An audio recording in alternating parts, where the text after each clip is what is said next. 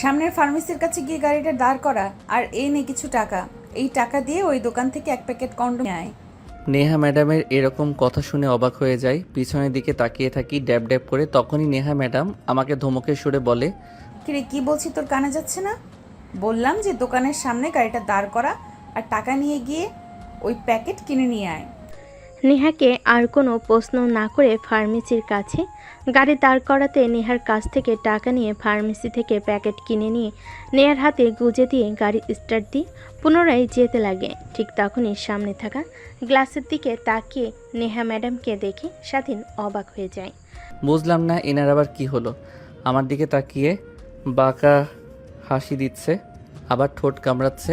এনার মতিগতি আমার একদমই ভালো লাগছে না। আবার ফার্মেসি থেকে ওইসব কিনে আনলো। আল্লাহ, এবারের মতো আমাকে রক্ষা করো। তারপর গাড়ি এসে ব্রেক করে নেহার বাড়ির সামনে।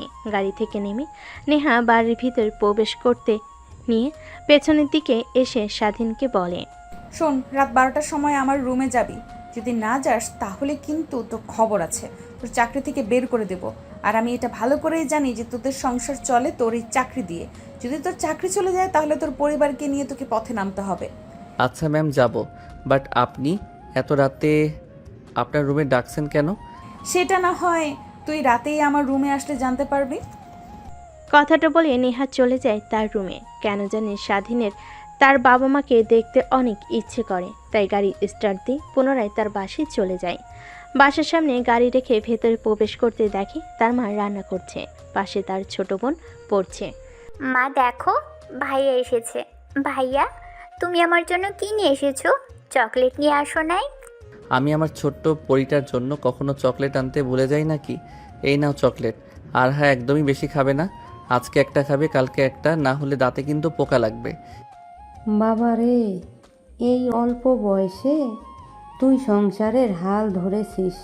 তোর বাবার অবস্থা দিন দিন অবনতি হচ্ছে। আজকে হসপিটালে নিয়ে গিয়েছিলাম। ওনারা বলেছে যদি 1 মাসের মধ্যে হার্ট অপারেশন না করি তাহলে তোর বাবাকে আর বাঁচানো যাবে না। তোকে কথাটা বলতে চাই না, তারপরও বললাম। তুই যেন কোনো চিন্তা করিস না, আল্লাহ একটা না একটা কিছু করবেই। কি বলছো তুমি? আগে বলবে না? আমাকে অপারেশন করতে কত টাকা লাগবে? আর ডাক্তার তো বলল অনেক টাকা লাগবে, প্রায় 20 লক্ষ টাকার মতো। আমরা কিভাবে এত টাকা জোগাড় করব? এই সামান্য বাড়িটুকু আছে, এটা বিক্রি করে দিলে তাও 10 লক্ষ টাকার মতো হবে। বাকি টাকা কিভাবে জোগাড় করবো রে বাবা? মা, আমি যে বাসাতে কাজ করি ওই স্যারটা অনেক ভালো, গরিবদের অনেক সাহায্য করে। ওনারা তো বাসায় নেই, কালকে আসবে। কালকে আসলে বলি আমাকে দেখি টাকা দেয় নাকি। যদি দেয় তাহলে তো অনেক ভালোই হয়, বাবার চিকিৎসাটা অন্তত করতে পারবো। তারপর স্বাধীন তার মায়ের সাথে আরও কিছু কথা বলে রুমের মধ্যে প্রবেশ করে। দেখে তার বাবা শুয়ে আছে। স্বাধীন তার বাবার পাশে গিয়ে বসে মাথায় হাত বুলিয়ে দিতে লাগে। ঠিক তখনই মিটমিট করে তাকায় স্বাধীনের বাবা। স্বাধীন মুচকি একটা হাসি দিতেই স্বাধীনের বাবা কান্না করে স্বাধীনের দুহাত জড়িয়ে ধরে বলে, বাবা, তুই প্লিজ আমাকে ক্ষমা করে দে। এই বয়সে তোর যেখানে লেখাপড়া করার কথা আর তুই করছিস চাকরি, আমাকে বাঁচানোর জন্য সংগ্রাম করছিস, প্লিজ আমাকে ক্ষমা করে দিস তুই। কি বলছো তুমি? আমার কাছ থেকে ক্ষমা চাইছো কেন? তুমি আমার বাবা, তোমাকে চিকিৎসা করার জন্য সংগ্রাম করব না তো অন্য কারোর জন্য? আর এসব কথা বলবে না। আর চিন্তা করো না, তুমি খুব দ্রুতই সুস্থ হয়ে উঠবে, আগের মতোই হাঁটা চলাফেরা করতে পারবে। তারপর স্বাধীন তার বাবার সঙ্গে বেশ কিছুক্ষণ কথা বলে খাবার দাবার খেয়ে গাড়ি নিয়ে সোজা নিহার বাসায় চলে আসে। তারপর পার্কিং লটে গাড়ি রেখে তাকে থাকার জন্য যে রুম দিয়েছে ওখানে চলে যায়। রুমিকে এপাশ ওপাশ করে ঘুমানোর চেষ্টা করে, কিন্তু তার দু চোখে ঘুম আসে না। রাত 12টার সময় নেহা যেতে বলেছে। কেন? আর দোকান থেকে ওই প্যাকেট কিনলো কি দরকার? ও আবার যদি না যায় তাহলে এই চাকরি থেকে বের করে দেবে। এখন কি করবে? এই চাকরি অনাহারে জগতে চাকরি পাওয়া বড়ই দুষ্কর। ভাবতে ভাবতেই কোথা দিয়ে যে রাত 12টা হয়ে যায় স্বাধীন টেরই পায় না। ঠিক তখনই তার ফোনে কল আসে। ফোনটা হাতে নিয়ে দেখে নেহা ফোন করেছে। আসসালামু আলাইকুম ম্যাম। ওয়ালাইকুম আসসালাম। রুমে আয়। কিন্তু কেন এত রাতে আপনার রুমে যাব, কেউ দেখে ফেললে উল্টাপাল্টা কথা বলবে। তোকে যা করতে বলেছি করবি, না হলে সোজা আমার বাড়ি থেকে বের হয়ে যাবি, বুঝতে পারছিস তুই? স্বাধীন আর কোনো কথা না বলে রুম থেকে বের হয়ে গুটি গুটি পায়ে বড় বাড়ির ভিতরে প্রবেশ করে। তারপর নেহার রুমের সামনে চলে যায়। দরজার কড়া নাড়তেই ওপাশ থেকে নেহা বলে, ভেতরে আয়, দরজা খোলা আছে। ভিতরে প্রবেশ করে দেখে নেহা নেই। ওয়াশরুম থেকে পানি পড়ার শব্দ আসছে। স্বাধীন বুঝতে পারে নেহা ওয়াশরুমে গিয়েছে। স্বাধীন তাই সেখানেই দাঁড়িয়ে থাকে। প্রায় 5 মিনিট পর নেহা নাইট ড্রেস পরে ওয়াশরুম থেকে বের হয়। স্বাধীন নেহার দিকে তাকিয়ে অন্যদিকে চোখ ফিরিয়ে নেয়। তো নেহার শরীরে পোশাক পরা থেকে না পরাটাই ভালো। পুরো শরীরের প্রত্যেকটা অঙ্গ প্রত্যঙ্গ দেখা যাচ্ছে। ম্যাম, আপনি আমাকে এত রাতে আপনার রুমে আসতে বলেছেন কেন? যদি কেউ দেখে ফেলে তাহলে স্যার শুনলে আমাকে চাকরি থেকে বের করে দেবে। আরে এত ভয় পাচ্ছিস কেন? আসল কাজ তো শুরুই করিনি এখনো। আর চিন্তা করিস না, কেউ বাবা মাকে কিছু বলবে না, সবাই ঘুমিয়ে পড়েছে, শুধু আমি আর তুই বাদে। কথাটা বলেই নেহা স্বাধীনের কাছে চলে আসে। তারপর স্বাধীনের ঠোঁটে নেহা তার আঙ্গুল স্পর্শ করতে লাগে। স্বাধীন রীতিমতো ঘেমে একাকার হয়ে যায়। ম্যাম, এসব কি করছেন? প্লিজ আমাকে ছেড়ে দেন। আপনার মতলব আমার একদমই ভালো লাগছে না। তোকে কি ছেড়ে দেওয়ার জন্য ধরেছি আমি? যা করছি তুই দেখে যা আর রেসপন্স কর, না হলে তোর কিন্তু খবর আছে, এই বলে দিলাম। কথাটা বলে নেহা স্বাধীনের শরীরের বস্নকাতর জায়গাগুলোতে স্পর্শ করতে লাগে। স্বাধীন পুতুলের মতো দাঁড়িয়ে আছে। কিরে, তুই ছেলে মানুষ নাকি অন্য কিছু? আমি এত কিছু করছি তারপরও তোর কোনো রেসপন্সই দেখছি না। আচ্ছা ওয়েট, দরজা লাগিয়ে দিয়ে আসি, না হলে কেউ আবার দেখে ফেলতে পারে। তারপর নেহা কি দরজা লাগিয়ে দিয়ে আসে। স্বাধীন তখনও পুতুলের মতো সেখানে দাঁড়িয়ে থাকে। নেহা এসে স্বাধীনকে পিছন থেকে শক্ত করে জড়িয়ে ধরে ঘাড়ে অনবরত কিস করতে লাগে। ধ্যাৎ, আমি একটা মেয়ে, তোর এত কাছে আসছি আর তোর কোনো রেসপন্স নেই। দেখুন ম্যাম, আমি গরিব ঘরের ছেলে। আপনাদের অনেক টাকা পয়সা আছে, কিন্তু আমাদের টানে সামান্য কিছু টাকার জন্য আপনার বাসায় এসে কাজ করি। আর আপনি আমার সঙ্গে এই কাজ করতে পারেন না।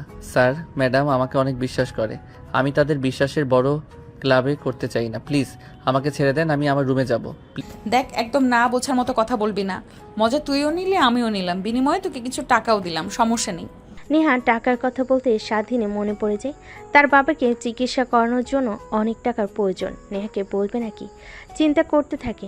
এটা দেখে নেহা বলে, কি ভাবছিস? দেখ, কেউ জানতে পারবে না, আমি আর তোর মধ্যে সীমাবদ্ধ হয়ে থাকবে, আর দুইজন অনেক এনজয় করতে পারবো। তোকে বিনিময়ে কিছু টাকাও দেব, তুই টেনশন নিস না, বাবা মা কেউ জানতে পারবে না। প্লিজ ম্যাম, আমাকে যেতে দিন। আমার বাবার চিকিৎসা করানোর জন্য অনেক অনেক টাকা দরকার, তাও আবার 1 মাসের মধ্যে। আমি যেভাবেই পারি টাকা জোগাড় করে আমার বাবার চিকিৎসা করাবই। প্লিজ আমাকে যেতে দেন। কথাটা বলে নেহার কাছ থেকে নিজেকে ছাড়িয়ে নেয় স্বাধীন। তারপর দরজা খুলে বাইরে বের হতে যাবে। ঠিক তখনই পেছন থেকে নেহা শার্টের কলার চেপে ধরে ঝাটকা টান দিতে স্বাধীন তাল সামলাতে না পেরে খাটের উপর গিয়ে পড়ে যায়। নেহা গিয়ে স্বাধীনের উপর বসে পড়ে। 2 হাত দিয়ে স্বাধীনের 2 হাত শক্ত করে ধরে ফেলে। আমার মনে আর দেহে আগুন লাগিয়ে দিয়ে তুই বাহিরে যাবি, তা তো আর হতে দেব না। আমাকে শান্ত করে তবেই যাবি, না হলে তোর খবর আছে। তুই যেহেতু কিছু করবি না, দেখ আমি কি করতে পারি। কথাটা বলে নেহা স্বাধীনের ঠোঁটের সঙ্গে ঠোঁট লাগিয়ে চুষতে লাগে। প্রায় 5 মিনিট পর নেহা স্বাধীনকে ছেড়ে দেয়। নিজেও হাঁপাতে লাগে, স্বাধীনও হাঁপাতে লাগে। তারপর স্বাধীনকে নেহা শক্ত করে জড়িয়ে ধরে বলতে লাগে, তুই কেন বুঝিস না? তোকে আমার খুব দরকার। আচ্ছা ওয়েট, তোর বাবাকে চিকিৎসা করানোর জন্য কত টাকা লাগবে? কেন, আপনি সেটা শুনে কি করবেন? বলতে বলেছি বলবি। এত রাগ দেখাচ্ছিস কাকে তুই? হ্যাঁ, ভুলে যাস না, আমি কিন্তু মারলে কি আর মেয়ে তোকে চাইলে কিন্তু চাকরি থেকে বের করে দিতে পারি। 20 লক্ষ টাকা লাগবে, আর ভাবতেই পারতেছি না কিভাবে এই 1 মাসের মধ্যে 20 লক্ষ টাকা জোগাড় করব। তোর বাবার চিকিৎসা করানোর জন্য যত টাকা লাগবে আমি দেবো, বিনিময়ে তোকে আমার একটা কাজ করে দিতে হবে। নেহার মুখ থেকে এমন কথা শুনে স্বাধীন অবাক হয়ে যায়। নেহার দিকে প্রশ্নবোধক দৃষ্টি নিক্ষেপ করে বলে, আমি আমার বাবাকে বাঁচানোর জন্য যে কোনো কাজ করতে রাজি আছি। আপনি শুধু আমার বাবার চিকিৎসা করানোর জন্য 20 লক্ষ টাকা দিন। আপনি যদি বলেন আমার জীবন আপনাকে দিয়ে দিতে, সেইটাই দিয়ে দিব। তোর জীবন দিতে হবে না, তোর যৌবনটা আমাকে দিলেই চলবে। কথাটা বলে নেহা তার নিজের ঠোঁট কামড়াতে লাগে। স্বাধীন বুঝতে পারে নেহা কি বোঝাতে চাচ্ছে। আচ্ছা ম্যাম, এইসব করা তো একদমই শরীয়ত মোতাবেক হারাম। আর আপনি যেহেতু এত ইচ্ছে, স্যারকে বলুন আপনাকে বিয়ে দিয়ে দিতে, তখন স্বামীর সঙ্গে দিনরাত থাকতে পারবেন। লুকিয়ে লুকিয়ে এইসব করতে হবে না। ধ্যাৎ, তাহলে তো হয়েই গেল। আর একটা ছেলে কখনোই এক নারীতে আসক্ত হতে পারে না। যেরকম এক খাবার দিয়ে কখনোই খাওয়া সম্ভব না, ভিন্ন ভিন্ন দরকার। ঠিক এক এক সময় এক এক ছেলেকে টেস্ট করতে হয়, বুঝলি? আচ্ছা ম্যাডাম, আপনি এত বাজে দেখে তো একদমই ওই রকম মনে হয় না। ড্রিঙ্কস করেন, নেশা করেন, এটা কমন, কিন্তু এইসব আল্লাহ জানে কতটা ছেলের সঙ্গে শুয়েছেন। নেহার স্বাধীনের কথা শুনে কেন জানি ভীষণ রাগ উঠে যায়। নিজের রাগকে আর কন্ট্রোল করতে না পেরে ঠাস ঠাস করে স্বাধীনের গালে 2টা থাপ্পড় বসিয়ে দেয়। তারপর রাগের দৃষ্টিতে কিছুটা স্বাধীনের দিকে ঝুঁকে বলতে লাগে, দেখ, তোর কাছ থেকে কোনো কথা শুনতে আমি রাজি না। তোকে যা বলেছি করবি নাকি সেটা বল। না করলেও আমি জোর করে নিয়েই ছাড়বো। তোকে আমার মনে ধরেছে। আর হ্যাঁ, একটা কথা, তুই প্রথম যে কিনা এই নেহার দেহ ভোগ করবি। ঠিক তখনই স্বাধীনের চোখে ভাসতে লাগে তার বাবার হাসি মাখা মুখটা। স্বাধীন বুঝতে পারে কোনোভাবেই এই মাসের মধ্যে কেন আগামী 10 বছরও 20 লক্ষ টাকা কোনোভাবেই জোগাড় করতে পারবে না। এখন শুধুমাত্র নেহার সত্যটা মানলেই তার বাবাকে চিকিৎসা করা সম্ভব। কি হলো, তুই তোর বাবাকে বাঁচাতে চাস না? আর যদি তুই আমার সঙ্গে এই কাজটা না করিস, তাহলে তুই যেখানেই যাস আমি তোর চাকরি করতে দেব না। সবখানে গিয়ে সবাইকে মানা করে দিব, আর দেখবো তুই তোর বাবাকে কিভাবে চিকিৎসা করাস। স্বাধীন বুঝতে পারে সে ফেসে গেছে। নেহার সত্ত্বে রাজি হয়ে যাওয়া ছাড়া কোনো উপায় নেই। তাই স্বাধীন বলে, আচ্ছা ঠিক আছে, আমি আপনার সব শর্তে রাজি আছি। তাহলে শোন, প্রথম শর্ত, কোনো মেয়ের দিকে একদমই তাকানো যাবে না আমি ব্যতীত। দ্বিতীয় শর্ত, আমি যখন বলবো যেইভাবেই হোক তোকে আমার রুমে আসতে হবে, আর আমাকে সুখ দিয়ে তবে তোকে যেতে হবে। এর আগে গেলে তোর বাবাকে আমি মেরে ফেলবো। তৃতীয় শর্ত, একদমই এই বিষয়ে কাউকে বলবি না। চতুর্থ শর্ত, আমার বান্ধবীরা আসলে ওদের কাছ থেকে সব সময় দূরে দূরে থাকার চেষ্টা করবি, কারণ ওরা আমার থেকে বেশি লুচ্ছি। ঠিক আছে। তাহলে আয় আমার কাছে, দীর্ঘ প্রতীক্ষার অবসান ঘটুক। তারপর স্বাধীন ধীরে ধীরে নেহার দিকে যেতে লাগে। এক পর্যায়ে নেহার শরীর থেকে সম্পূর্ণ পোশাক খুলে ফেলে স্বাধীন। প্রত্যেকটা স্থানে কিচ করতে লাগে। স্বাধীনের প্রত্যেকটা স্পর্শে কেঁপে উঠতে লাগে। এক পর্যায়ে নেহা বলে ওঠে, ড্রয়ারের মধ্যে ওইটা আছে। তারপর এর আগে একদমই যদি উল্টাপাল্টা কিছু হয়ে বাচ্চা পেটে চলে আসে তখন কি হবে? তারপর স্বাধীন ড্রয়ার খুলে প্যাকেটটা বের করে নেহাকে সুখ দিতে লাগে। দুজন হারিয়ে যায় ভালোবাসার এক অটল গভীরে। ভালোবাসা বললে ভুল হবে। দুই শরীরের লালসায় পড়া এক মেয়ের তার বাবাকে চিকিৎসা করানোর জন্য এত টাকা প্রয়োজনে এক ছেলে এভাবে কেটে যেতে লাগে প্রায় 3 ঘন্টা। নেহা স্বাধীনের বুকের উপর শুয়ে থাকে, ঘন ঘন নিঃশ্বাস ফেলতে লাগে। স্বাধীনে কেন জানি নিজের অজান্তে তার চোখ দিয়ে 2 ফোঁটা পানি বের হয়ে যায়। স্বাধীন তার হাতের উল্টো পিঠ দিয়ে মুছে ফেলে। বান্ধবীদের কাছ থেকে শুনেছি এইটাতে নাকি অনেক সুখ, কিন্তু কখনো বিশ্বাস করিনি। আজ হারে হারে উপলব্ধি করতে পারলাম। এর জন্যই ওরা বলতো বিশ্বাস কর, তুই প্রথম ছিলি। এই দেখ তার প্রমাণ। তারপর নেহা স্বাধীনকে বিছানার চাদরে দেখাতে লাগে রক্তের ছিটা পড়ে আছে। স্বাধীন বুঝতে পারে নেহা যতই খারাপ হোক না কেন, কিন্তু এর আগে কখনোই এই কাজ করেনি। এটা তার প্রমাণ। আমি এত সুখ কখনো ভাবতেও পারিনি এইটার মধ্যে। চল বিয়ে করে ফেলি, লুকিয়ে লুকিয়ে এইসব করা থেকে ভালো, তাই না? তোকে আর হারাতে চাই না আমি। কথাটা শুনে স্বাধীন বাঁকে একটা হাসি দেয়। তারপর বুকের উপর থেকে নেহাকে সরিয়ে ফ্লোর থেকে শার্ট প্যান্ট তুলে পরিধান করে নেয়। তারপর নেহার সামনে দাঁড়িয়ে হাসতে হাসতে বলে, ম্যাম, আপনি বড়লোক আবার আদরের দুলালি, আর আমরা অনেক গরিব। আমি হয়তোবা আপনার দেহের লালসা কমাতে পারবো, কিন্তু আপনার চাহিদা না। আপনি প্রত্যেক দিন খরচ করেন 1 লক্ষ টাকার উপরে, আর জানেন আমার 1 লক্ষ টাকা ইনকাম করতে 6 মাস লেগে যায়। আর হ্যাঁ, আপনার শর্তের কথা যেন মনে থাকে, আমার বাবার চিকিৎসা করাতে চেয়েছেন। মনে আছে কালকে সকালে তুই বলিস তোকে ব্যাংক থেকে টাকা তুলে দেব, আর যাস না? আর একবার চল না। স্বাধীন নেহার আর কোনো কথা না শুনে এক প্রকার দৌড়ে রুম থেকে বের হয়ে যায়। নেহা খাটের উপর শুয়ে থেকে স্বাধীনকে দৌড়ে রুম থেকে বের হয়ে যেতে দেখে হাসতে লাগে। তারপর খাট থেকে উঠে বিছানার চাদর সরিয়ে অন্য একটি চাদর পেরে ওয়াশরুমে চলে যায় ফ্রেশ হওয়ার জন্য। ফ্রেশ হয়ে রুমে এসে ঘুমিয়ে পড়ে। অন্যদিকে স্বাধীন নিজের রুমে গিয়ে ফ্রেশ হয়ে ঘুমিয়ে পড়ে। পরের দিন সকালবেলা স্বাধীনের ঘুম ভাঙে অনেক দেরিতে। শোয়া থেকে উঠে ব্রাশ হাতে নিয়ে টি শার্ট আর ছোট প্যান্ট পরে বাইরে চলে যায়, গাড়ি ধুতে লাগে। অন্যদিকে নেহা কফির মগ হাতে নিয়ে বেলকনিতে এসে দাঁড়ায়, স্বাধীনের দিকে অপলক দৃষ্টিতে তাকিয়ে থাকে। হঠাৎ স্বাধীনের নজর ওই দিকে যেতেই চোখ সরিয়ে নেয়।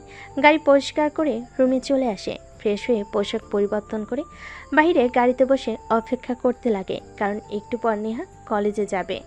যেই কথা সেই কাজ, নেহা বাহিরে আসে কলেজে যাওয়ার জন্য। আজকে অনেক লেট হয়ে গেল, একটু একটু তাড়াতাড়ি যাবি। ঠিক আছে ম্যাম। তারপর স্বাধীন গাড়ি স্টার্ট দিয়ে যেতে লাগে। নেহার কলেজের দিকে যাবার সময় স্বাধীন অনেকবার ব্যাক গ্লাসে লক্ষ্য করেছে নেহা তার দিকে তাকিয়ে থাকে। কলেজের বাইরে গাড়ি ব্রেক করতে নেহা থেমে যায়। শোন, 2টা ক্লাস করে বাসায় যাব, ভালো লাগছে না আমার। তুই এইখানেই অপেক্ষা করবি, কোথাও যেন না যাস, মনে থাকে যেন। ঠিক আছে ম্যাম।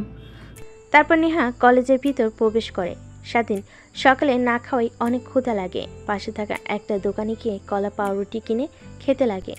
অন্যদিকে নেহা কলেজে প্রবেশ করতে তার বান্ধবীরা নেহার দিকে এগিয়ে আসে। কিরে, কাজ হয়েছে কি? আর বলিস না, এত ভীতু যা বলার মতো না। হয়তো বা ওর প্রথম দিন ছিল, একটু খুব একটা মজা নিতে পারে নাই, রাখ সেই সকল কথা। চল ক্লাসরুমে যাই। দেখ, তোর আনন্দ ফুর্তি করা শেষ হয়ে গেলে আমাকে দিবি, আমি একদম পার্মানেন্ট করে রাখবো। খুব পছন্দ হয়েছে আমার। তোর বাবার যদি ড্রাইভার প্লাস বডিগার্ড না হতো, তাহলে আমি আমার বাসায় ওকে রেখে দিতাম ড্রাইভার হিসেবে। ওকে বাবা, তোদের কথা মাথায় থাকবে আমার। তারপর নেহার বান্ধবীরা নেহাকে অনেক কথা বলতে লাগে। অন্যদিকে নেহার অনেক রাগ হতে লাগে আর বান্ধবীর কথা শুনে কিন্তু কিছুই বলে না। দেখতে দেখতে 2টা ক্লাস শেষ করে বাইরে চলে আসে। নেহার সব বান্ধবীরা নেহার সামনে বসতে যাবে, এর আগে নেহার আরেকটা বান্ধবী সামনে বসে পড়ে। নেহা বলতে গিয়েও কিছু বলতে পারে না। তারপর স্বাধীনকে রেস্টুরেন্টে যেতে বলে নেহার বান্ধবী। গাড়ির বক্সে গান লাগিয়ে নাচতে লাগে। অন্যদিকে স্বাধীন ড্রাইভিং করছিল মন দিয়ে। ঠিক তখনই পাশ থেকে নেহার বান্ধবী স্বাধীনের পায়ের উপরে অনেকবার হাত রাখে, বারবার স্বাধীন সরিয়ে দিল মানে না। নেহা এইটা দেখে অনেকটা রেগে যায়, কিন্তু কাউকেই কিছু বুঝতে দেয় না। রেস্টুরেন্টের সামনে গিয়ে গাড়ি ব্রেক করতে নেহা আর তার বান্ধবীরা সবাই বের হয়ে খাবার খেতে লাগে। তারপর খাওয়া দাওয়া করে সবাই যে যার বাসায় চলে যায়। নেহাকে নিয়ে স্বাধীন নেহার বাসার দিকে রওনা হয়। রাস্তার মধ্যে স্বাধীন ড্রাইভিং করতে করতে নেহাকে বলে, ম্যাম, সাথী ম্যামকে আর সামনে বসতে দিবেন না। ড্রাইভিং করতে অনেক ডিস্টার্ব করে। উনি শুধু আজকে নয়, পড়ার সময় উনি সামনে বসে আমার পায়ে হাত রাখে, অনেক বাজে বাজে ইশারা করে। আর ম্যাম, আপনি যে বললেন আমার বাবার চিকিৎসা করানোর জন্য টাকা দেবেন ব্যাংক থেকে তুলে। নেহার কথা মতো স্বাধীন ব্যাংকের সামনে গাড়ি ব্রেক করে। নেহা ব্যাংকের ভিতর ঢুকে প্রায় 20 মিনিট পর হাতে একটা ব্যাগ নিয়ে বের হয়। স্বাধীনের দিকে এগিয়ে দিয়ে বলে, ঠিক আছে, ওকে বলে দেব তোর সঙ্গে আর যেন ওই ব্যবহার না করে। আর সামনের ব্যাংকটাতে ব্রেক কর, তোকে টাকা উঠিয়ে দিচ্ছি। এই ব্যাংকের ভেতরে 20 লক্ষ টাকা আছে, তোর বাবাকে চিকিৎসা করাবি। আর শোন একটা কথা, তোকে যে আমি এতগুলো টাকা দিয়েছি কেউ যেন জানতে না পারে। ঠিক আছে ম্যাম, আপনি অনেক বড় উপকার করলেন আমাকে। আচ্ছা ম্যাম, আপনাকে একটা কথা বলি, রাগ না করলে। আচ্ছা বল, রাগ করব না। আপনি তো পারলেই আমাকে এমনিতে এতগুলো টাকা দিতে পারতেন, তাহলে অযথা অবৈধ সম্পর্ক করার মানে কি ম্যাডাম? দেখেন, আমি টাকা পাওয়ার পর এটা বোঝাতে চাচ্ছি না যে আপনার শর্ত মানতে নারাজ, কিন্তু একটা কথাই বলবো, এই পৃথিবীতে চিরকাল বাঁচবেন না, একদিন না একদিন মরে যেতে হবে। তখন আল্লাহর কাছে গিয়ে কি জবাব দেবেন? স্বাধীনের কথা শেষ না হতেই স্বাধীনের ফোন বেজে ওঠে। মায়ের নাম্বার দেখে নেহার কাছ থেকে পারমিশন নিয়ে রিসিভ করে কানের কাছে ধরতে ওপাশ থেকে কান্নার কণ্ঠ শুনতে পায়। স্বাধীন তড়িঘড়ি করে গাড়ি ব্রেক করে নেহার সিট বেল্ট পরে, তেমন কিছু হয় না। বাবা কই তুই? তোর বাবা কেমন যেন করছে, বুকে 2 হাত দিয়ে চেপে ধরেছে আর নিঃশ্বাসটি নিতে কষ্ট হচ্ছে তার। প্লিজ বাসায় আয়। আচ্ছা মা, আসছি আমি এখনই। তারপর স্বাধীন অশ্রুসূচক দৃষ্টিতে নেহার দিকে তাকিয়ে বলে, ম্যাম, প্লিজ কিছু মনে করবেন না। আপনি কি হেঁটে বাসায় যেতে পারবেন? আমার বাবা অনেক অসুস্থ, তাকে নিয়ে এখন যদি হাসপাতালে না যাই তাহলে মারা যাবে সে। অনুগ্রহ করে যদি আপনাদের গাড়িটা আমাকে দিতেন তাহলে বাবাকে হাসপাতালে ভর্তি করে আপনার বাড়িতে গাড়ি দিয়ে আসতাম। প্লিজ ম্যাম, না বলবেন না। এই অল্প সময়ের মধ্যে আমি অ্যাম্বুলেন্স কিংবা গাড়ি জোগাড় করতে পারবো না। আরে না, সমস্যা নেই, চল আমিও যাব তোর সঙ্গে তোর বাড়িতে। তোর বাবাকে হসপিটালে ভর্তি করে তবে তোর সঙ্গে বাসায় ফিরবো। তারপর স্বাধীন তার চোখের পানি মুছে গাড়ি স্টার্ট দিয়ে চড়ে যেতে লাগে তার বাড়ির দিকে। একটু পর স্বাধীন বাসায় চলে আসে। দরজা দিয়ে ভিতরে ঢুকে স্বাধীন তার বাবাকে পা জকলা করে বাইরে নিয়ে আসে। তারপর গাড়ির ভিতর বসিয়ে দিয়ে স্বাধীন মা তার বাবাকে জড়িয়ে ধরে স্বাধীন তার ছোট বোনকে যাওয়ার সময় বলে, বোন, তুই থাক, আর বাবাকে নিয়ে চিন্তা করতে হবে না। আমি বাবার অপারেশনের জন্য টাকা জোগাড় করেছি। তুই বাড়িটার দিকে একটু লক্ষ্য রাখিস। একটু পরে এসে তোকে হসপিটালে নিয়ে যাব আমি। স্বাধীনের কথা শুনে তার ছোট বোন মাথা ইশারা দিয়ে হ্যাঁ বোঝায়। তারপর স্বাধীন গাড়ি স্টার্ট দিয়ে চলে যায় সোজা হসপিটালে। স্বাধীন গাড়ির পিছন থেকে তার বাবাকে বের করে সোজা আইসিইউতে চলে যায়। ভিতরে ভর্তি করে দিয়ে অপারেশন করার জন্য টাকা কাউন্টারে জমা দিয়ে দেয়। অপারেশন থিয়েটারের সামনে পায়চারি করতে লাগে স্বাধীন। 5 ঘন্টা পর আইসিইউর রুমের মধ্যে থেকে একটা ডাক্তার বেরিয়ে আসে। স্বাধীন তড়িঘড়ি করে ডাক্তারের কাছে গিয়ে বলে, আঙ্কেল, আমার বাবা এখন কেমন আছে? তোমার বাবা একদম বিপদমুক্ত আছে, আর সময় মতো অপারেশন করাইয়ে তোমার বাবার কন্ডিশন একদম আগের মতো হয়ে যাবে। কোনো টেনশন করো না। আর একটু পর তুমি আমার কেবিনে আসো, কিছু মেডিসিনের নাম লিখে দিই, ওইগুলো সময় মতো খাওয়ালে আশাবাদী তোমার বাবা খুব শীঘ্রই সুস্থ হয়ে যাবে। ডাক্তারের কথা শুনে স্বাধীনের অনেক ভালো লাগে। তার নিজের দেহ দিয়ে যদি তার বাবাকে সুস্থ করতে পারে, এটা তার কাছে অনেক কিছু। ঠিক তখনই মনে পড়ে যায় নেহার কথা। 5 ঘন্টা হলো বাইরে বসে আছে। দৌড়ে বাইরে চলে যায়। দেখে নেহা এখনও গাড়ির মধ্যে বসে আছে। সেদিন দরজা খুলে নেহাকে বলে, সরি ম্যাম, আসলে মাথায় আপনার কথা ছিলই না। বাবাকে আইসিইউতে ভর্তি করে দিলে টাকা থাকায় সঙ্গে সঙ্গে অপারেশন শুরু হয়, আর আপনার কথা মনে নাই আমার, তাই সেখানে দাঁড়িয়েছিলাম। Sorry, I am really sorry madam. আরে সরি বলতে হবে না, চল এখন বাসায়। তারপর স্বাধীন গাড়ি স্টার্ট দিয়ে পুনরায় যেতে লাগে নেহার বাড়ির দিকে। একটু পর নেহাকে নামিয়ে দিয়ে নেহার কাছ থেকে বিদায় নিয়ে সোজা তার বাসায় চলে আসে। স্বাধীন তার ছোট বোনকে নিয়ে হসপিটালে চলে যায়। আবার নার্সের কাছে স্বাধীন তার বাবার কথা জিজ্ঞেস করে একটা কেবিন দেখিয়ে দেয়। তারপর স্বাধীন কেবিনে প্রবেশ করে নিজের অজান্তে চোখ দিয়ে খুশির পানি বের হতে লাগে। দেখে তার বাবা তার মার সঙ্গে কথা বলছে। বাবা, তুই এসেছিস? কত সময় হলো তোকে খুঁজছি, আমি কিন্তু পারছি না। আয় আমার পাশে বয়। আর তুই আমার অপারেশন করানোর জন্য এতগুলো টাকা কোথা থেকে পেলি? আমি যে বাসাতে কাজ করি বডিগার্ড প্লাস ড্রাইভার হয়ে, উনি অনেক ভালো। তোমার কথা বলতেই আমাকে টাকা দিয়ে দেয়। কে এই ব্যক্তি যে আমাদের একের পর এক সাহায্য করে চলেছে? একটাবার অনেক দেখা করতে ইচ্ছে করছে। তুমি সুস্থ হও বাবা, তোমার সঙ্গে আমি দেখা করিয়ে দিব। আচ্ছা ওয়েট, তুমি থাকো, আমি ডাক্তারের কাছ থেকে কিছু ওষুধ লিখে দিব বলেছিল, ওইটা নিয়ে আসি। আর তোমার খারাপ লাগলে তখন আর আমাকে বলবো, হ্যাঁ? তারপর স্বাধীন রোজা ডাক্তারের কেবিনে চলে যায়। ডাক্তারের কাছ থেকে প্রেসক্রিপশন নিয়ে বাইরে চলে আসে। স্বাধীন তার বাবার জন্য ওষুধ, কিছু ফলমূল আর তাদের খাওয়ার জন্য বিরিয়ানি নিয়ে হসপিটালে আসে। স্বাধীন অনেক দিন পর তার বাবার সঙ্গে মন খুলে গল্প করছে। কতদিন হলো যে এভাবে কথা বলে না। দেখতে দেখতে কোথা দিয়ে যে সময় পেরিয়ে যায় সেদিকে স্বাধীনের কোনো খেয়ালই নেই। রাত যখন প্রায় 9টা, তখন তার ফোন বাজতে লাগে। কেবিন থেকে বের হয়ে ফোনটা হাতে নিয়ে দেখে নেহা ম্যাম ফোন করেছে। স্বাধীন ফোনটা রিসিভ করে বলতে লাগে, আসসালামু আলাইকুম ম্যাম। ওয়ালাইকুম আসসালাম। কোথায় তুই? আর তোর বাবা এখন কেমন আছে? জি ম্যাম, বলবো। এখন অনেকটাই সুস্থ। আর যদি আপনি না থাকতেন তাহলে আমার বাবার চিকিৎসা করাতে পারতাম না। অনেক অনেক ধন্যবাদ ম্যাম আপনাকে। ধন্যবাদ দিতে হবে না, তোকে যা বলেছি শুধু সেই শর্তগুলো মেনে চললেই হবে। ও আচ্ছা, তাহলে আমাকে বাসায় আসতে হবে আপনার। ওয়েট, একটু পর বাবার কাছ থেকে বিদায় নিয়ে আসছি। কথাটা বলে স্বাধীন ফোন রেখে দেয়। নেহা ওই পাশ থেকে হ্যালো হ্যালো বলতে লাগে। নেহার অনেক রাগ হয়, কিন্তু কিছুই বলে না। একটাবার আগে আসুক, তারপর ওর ব্যবস্থা করবে। এসবই ভাবছে বেলকনিতে দাঁড়িয়ে। কফির মগ হাতে নিয়ে আকাশের দিকে তাকিয়ে স্বাধীন কেবিনে প্রবেশ করে। তার বাবা মার সঙ্গে আরও কিছুক্ষণ আড্ডা দিয়ে বিদায় নিয়ে বাহিরে চলে আসে। তারপর স্বাধীন গাড়ি নিয়ে হাসপাতাল থেকে বের হয়ে সোজা নেহার পাশে চলে আসে। পার্কিং লটে গাড়ি রেখে স্বাধীন তার রুমে যায় ফ্রেশ হওয়ার জন্য। ফ্রেশ হয়ে পোশাক পরিবর্তন করে অপেক্ষা করতে লাগে রাত 12টা হবার। 12টা বাজার সঙ্গে সঙ্গে স্বাধীন মেন দরজা দিয়ে ভেতরে প্রবেশ করে। তারপর সোজা নেহার রুমের সামনে চলে যায়। দরজায় কড়া নাড়তেই দরজা খুলে যায়। স্বাধীন আর অনুমতি না নিয়ে ভিতরে প্রবেশ করে। দরজা লাগিয়ে যে পিছনে ফিরবে অমনি নেহা স্বাধীনকে ঠাস ঠাস করে 2টা থাপ্পড় লাগিয়ে দেয়।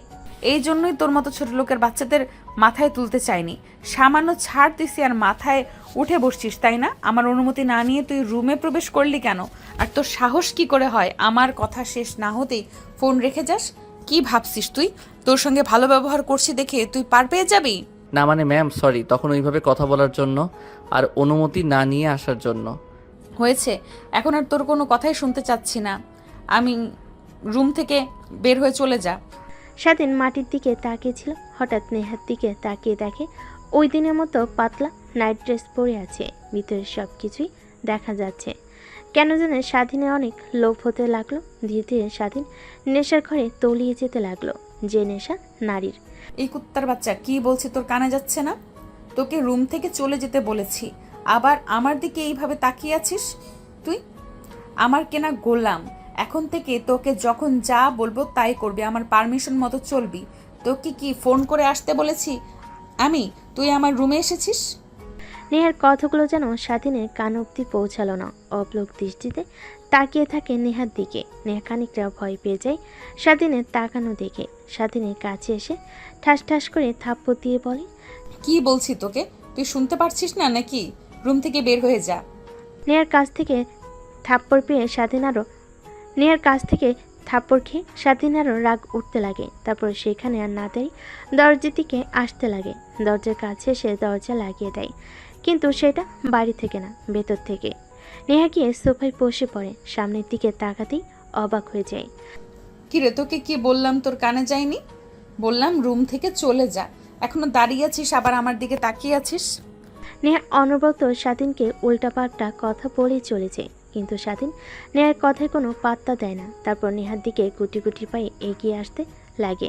নেহা এটা দেখে খানিকটা ভয় পেয়ে যায়। ধীরে ধীরে নেহার যত কাছে আসে স্বাধীন তত কিছু করতে লাগে। এক পর্যায়ে দেওয়ালের সাথে পিঠ ঠেকে যায়। দেখ, একদম ভালো করছিস না তুই, কিন্তু তোকে এই পৃথিবী থেকে চিরতরে মুছে ফেলবো যদি আমার দিকে আর একবারও আসছিস। কেন ম্যাম? আপনার তো শরীরের অনেক ভালো খিদা মিটিয়ে দিচ্ছি।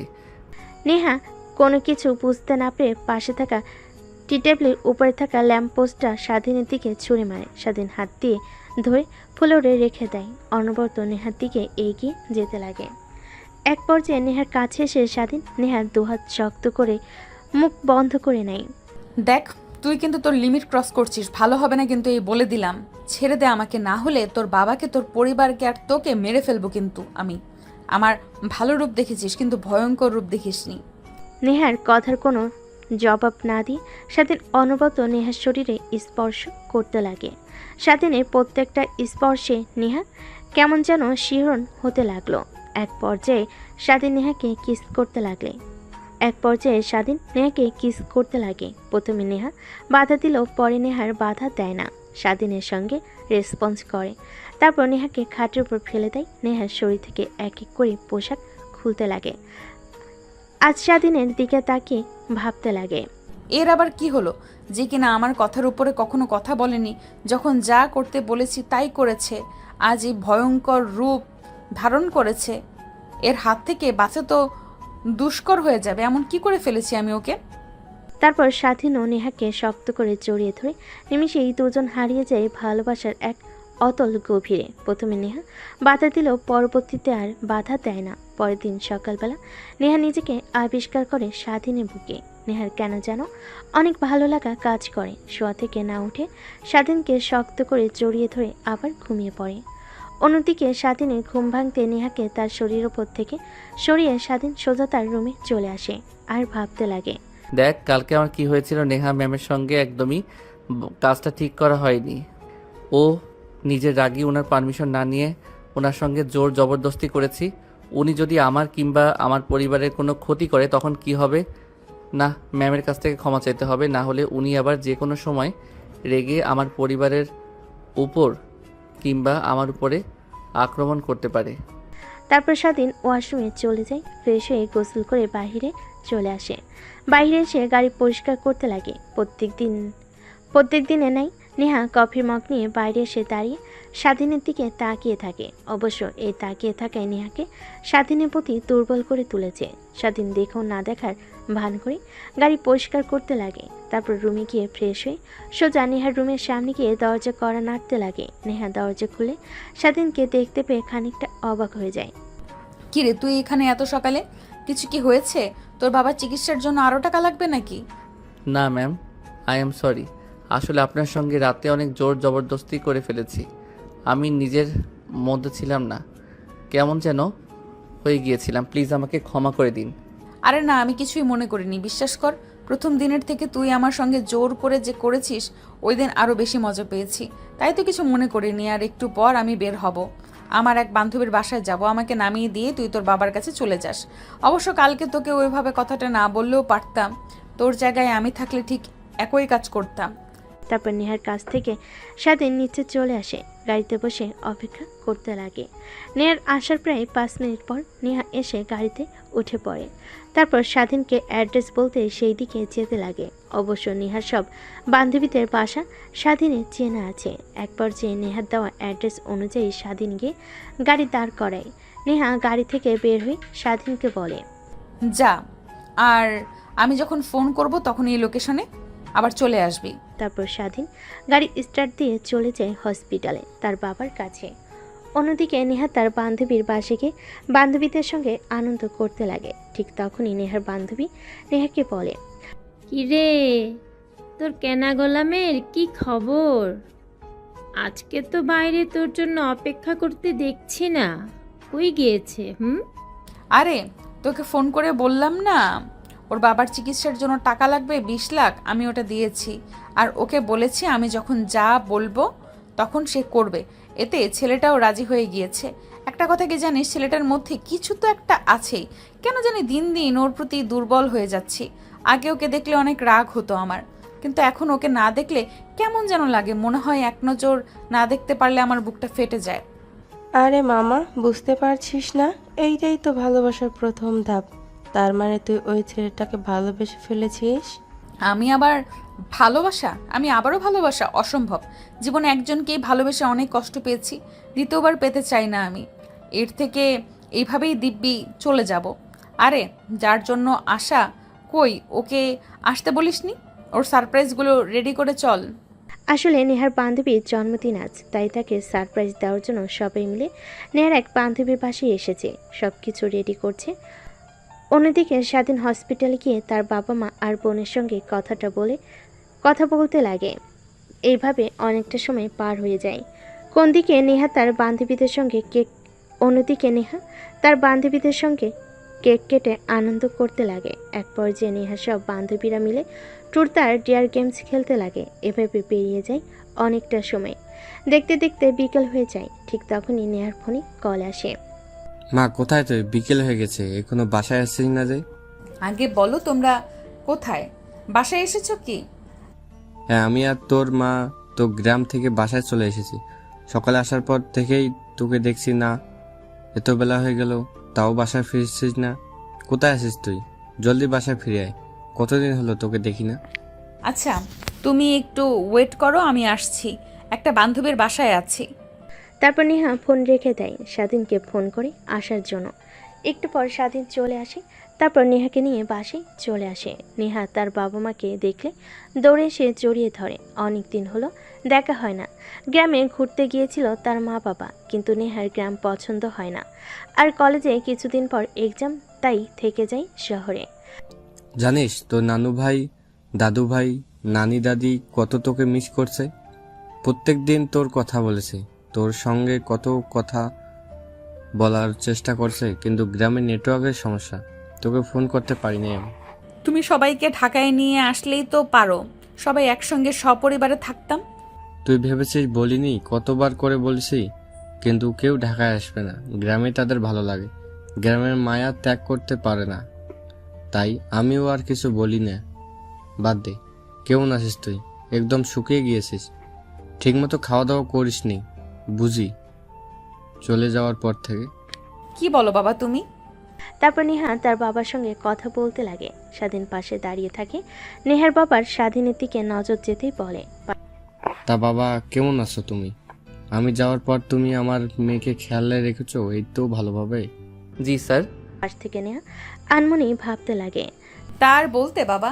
আচ্ছা বাবা থাকো, রুমে যাই, ফ্রেশ হয়ে আসি। সে সকালে বের হয়েছি, আজকে একটা বান্ধবীর বার্থডে ছিল, ওখানে গিয়েছিলাম। তারপর নেহা তার রুমে চলে যায়। স্বাধীন নেহার বাবার সঙ্গে বেশ কিছুক্ষণ কথা বলতে লাগে। তারপর বাড়ির বাইরে এসে তার থাকার রুমে চলে যায় ফ্রেশ হওয়ার জন্য। স্বাধীন রুমে গিয়ে বিথায় ঘুমানোর চেষ্টা করে, কিন্তু দুচোখে ঘুম ধারা দেয় না। এভাবে বেশ কিছুক্ষণ পেরিয়ে যায়। মাঝরাতে হঠাৎ ফোন বাজতে লাগে। স্বাধীন দেখে বুঝতে পারে নেহা ছাড়া আর কেউ ফোন করেনি এখন। আসসালামু আলাইকুম ম্যাম, এত রাতে ফোন করেছেন কেন? কি দরকার? কি দরকার তুই জানিস না? জলদি আমার রুমে আয়। দেখুন ম্যাম, এই কয়েকদিনে তো স্যার ছিল না, তাই যেতে পেরেছি, কিন্তু আজকে আঙ্কেল আন্টি এসেছে, যদি ওনারা দেখে ফেলে তখন কি হবে? প্লিজ বোঝার চেষ্টা করুন। আমি যা বলেছি তাই কর, না হলে তুই কিন্তু সকালে আর সূর্য দেখতে পারবি না। কথাটা বলি নেহা এক প্রকার রাগ দেখিয়ে কল কেটে দেয়। স্বাধীন ভাবতে লাগে যদি আঙ্কেল আন্টি কোনোভাবে দেখে ফেলে তাকে, নেহার রুমে কিংবা নেহার রুমের দিকে যাচ্ছে, তাহলে তার অবস্থা শেষ করে ফেলবে, চাকরি থেকে বের করে দেবে। ভাবতে লাগে কি করবে। বাইরে এসে নেহার রুমের বারান্দার কাছে এসে দেখে পাইপ। তারপর পাইপে নেহার বারান্দার উপরে উঠে পড়ে। অন্যদিকে নেহা ড্রেসিং টেবিলের সামনে বসে থেকে চুল আঁচড়াচ্ছিল আর গুনগুন করে গান গাইছিল।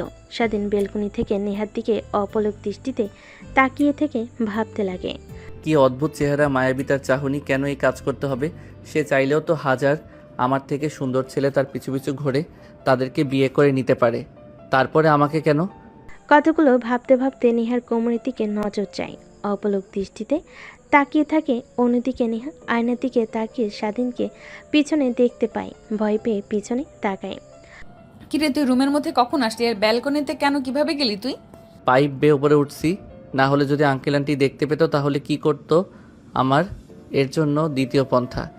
ভালো করেছিস, আয় আমার কাছে। কথাটা বলে নেহা ড্রেসিং টেবিলের সামনে থেকে স্বাধীনের কাছে চলে যায়। স্বাধীনের কলার চেপে ধরে নিজের কাছে নিয়ে এসে ফিসফিস করে বলতে লাগে, ভেবে নিয়ে যে বাবা দেখে ফেললো আমাদেরকে এক রুমে, তখন কি হবে ভাবতে পারছিস? কি আর হবে, আপনাকে কিছুই বলবে না, আমাকে মেরে বাড়ি থেকে বের করে দেবে। কিন্তু আমি আর তোকে ছাড়ছি না। এই যে শক্ত করে জড়িয়ে ধরেছি, আজীবন ধরে রাখতে চাই। থাকবি তো আমার সাথে নাকি? নেহার কথা শুনে স্বাধীনের মুখে বাঁকা হাসি রেখা টেনে বলে, ম্যাম, আমি হয়তো আপনার দেহে লালসা দমাতে পারবো, কিন্তু আপনাকে বা গরিব ঘরের ছেলে আমি আপনাকে ভরণ পোষণ করার মতো সামর্থ্য আমার নেই। আপনি কি ভাবছেন তা বুঝতে পারছি, আমি কিন্তু সেই ভাবনাটা একদম মাথা থেকে ঝেড়ে ফেলেন না, না হলে আপনার এই ক্ষতি হবে। আর আমি তো আপনাকে কথা দিয়েছি যে আপনি যখন যা বলবেন তাই করব, তারপরে মিথ্যা কোনো সম্পর্কে মরে জড়াবেন আপনি। আমার কিছু লাগবে না, তোকে লাগবে। এই অল্প কিছু দিনে বুঝতে পেরেছি, হারে হারে টের পেয়েছি। চল আমরা কালকে বিয়ে করে ফেলি, এইটা আমাদের জন্য ভালো হবে। তখন আর লুকিয়ে লুকিয়ে দেখা করতে হবে না আমাদের। হা বাদ দিন ম্যাম, এখন যার জন্য ডেকেছেন সেইটা করেন। কথাটা বলে স্বাধীন নেহাকে শক্ত করে জড়িয়ে ধরে এক এক করে নেহার শরীর থেকে কাপড় খুলতে লাগে। স্বাধীন কেন জানি স্বাধীনের প্রত্যেকটা স্পর্শে কেঁপে কেঁপে উঠতে লাগে। আজকে তো প্রথম নয়, তারপর কেন এমন লাগছে? তার পরপরই স্বাধীন নেহাকে নিয়ে খাটের উপর পড়ে যায়। নিমিষেই হারিয়ে যায় দুজন ভালোবাসার অতল গভীরে। অন্যদিকে নেহার বাবা রাতের অনেক পানি পিপাসা লাগে। টেবিলের উপরে গ্লাস ফাঁকা দেখে পানি নেওয়ার জন্য নিচে নামতে লাগে। নেহার রুমের কাছে আসতেই গোংরানোর শব্দ শুনতে পায়। নেহার বাবা নেহার রুমে আর একটু কাছে গিয়ে দরজার সঙ্গে কান লাগিয়ে স্বাধীন আর নেহার ফিসফিসে কথা শুনতে পায়। নিমিষে নেহার বাবা রেগে লাল হয়ে যায়, যেন স্বাধীনকে সে কাছে পেলে কাছে চিবিয়ে খাবে। তারপর নিচে চলে যায় পানি খাওয়ার জন্য। পানি খেয়ে নিচে বসা রুমে বসে অপেক্ষা করতে লাগে স্বাধীনের আসার। অনেকক্ষণ সময় পার হয়ে গেলেও স্বাধীনের নাম গন্ধ নেই। তাই নিচে আর না বসে থেকে নেহার রুমের দিকে অগ্রসর হয়। নেহার রুমে গিয়ে দরজায় কড়া নাড়তে লাগে। কোন দিকে স্বাধীন ক্লান্ত হয়ে নেহার উপরে শুয়েছিল। ঠিক তখনই দরজার কর্নারের ধ্যান ভেঙে যায় দুজনেই। তারপর তড়িঘড়ি করে নেহার উপর থেকে উঠে পড়ে স্বাধীন। ফ্লোর থেকে প্যান্ট আর শার্ট নিয়ে পরিধান করে নেয়। নেহ তাড়াতাড়ি পোশাক পরে নেয়। দরজার কাছে গিয়ে স্বাধীন বেলকনির পাইপ দিয়ে নেমে যেতে বলে দরজা খুলে দেয়। হাম ফালাতে ফালাতে নেহা তার বাবাকে বলে, কি হয়েছে বাবা? এত রাতে তুমি? কি কোনো সমস্যা হয়েছে? আরে না মা, কিছুই হয়নি, ঘুমা, এমনি দেখলাম ঘুমিয়েছিস কি না তুই। কথাটা বলে নেহার বাবা নেহার রুমে উকি মারে। দেখে নেহার কাঁথার অবস্থা এলোমেলো। নেহার বাবা বুঝতে পারে, তাই নেহার রুমের সামনে থেকে চলে আসে। তার রুমে গিয়ে বেলকনিতে দাঁড়ায়। ঠিক তখনই দেখতে পাই স্বাধীন নিচ দিয়ে হেঁটে যাচ্ছে। নেহার বাবার অনেক রাগ হয়, কিন্তু বুঝতে দেয় না। নেহা দরজা আটকে স্বস্তির একটা নিঃশ্বাস ফেলে এভাবে পেরিয়ে যায় রাতটা। পরদিন সকাল হতেই নেহার বাবা তার রুম থেকে বের হয়ে বাইরে চলে আসে।